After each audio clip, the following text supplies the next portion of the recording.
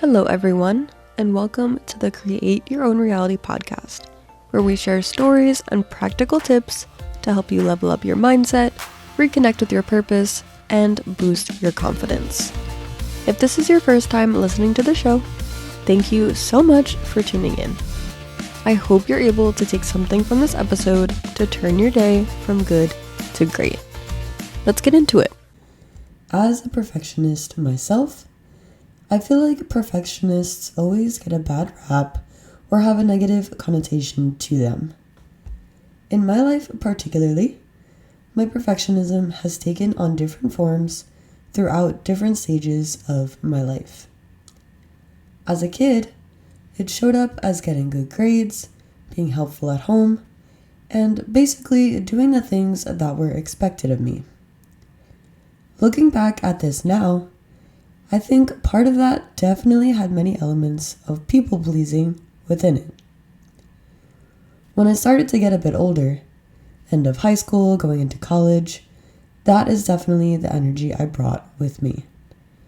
Wanting to please others and doing whatever it takes to make that happen. At the end of my freshman year in college, I had a bit of a rude awakening when I essentially did something that was quote-unquote selfish or in favor of myself for the first time. I lost some friends and it got a little ugly. It's crazy to think that there has been a pattern to that.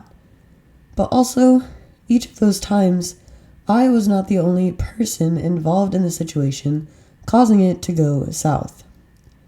So when you look at it from that angle, was it me trying to please the other person in that situation only to wind up frustrating others? Or was it simply the act of putting myself first? It's interesting to me now when I compare those two angles. As I was just recently discussing my perfectionist tendencies with a good friend, the definition of how that shows up in my life now is much different than what it used to be. For me, now, when I consider being a perfectionist, it's not about being perfect, because I know that isn't obtainable.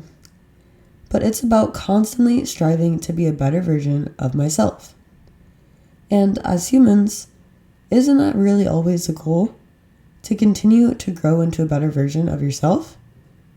So when I look at the two conflicting opinions from earlier, maybe those early stages of things going wrong for me happened because I was still in that people-pleaser mindset. That's why those lost friendships or arguments hurt so much more, because I knew that quite the opposite of what I was used to had happened. I didn't please those people, I just frustrated them. Looking at it from the angle of putting myself first is definitely something that comes with maturity. I think as people, it's important to put ourselves first because we can't pour from an empty cup. Once we've done the things we need to do for ourselves, then we can show up for others the way we want to and in the ways they need us to.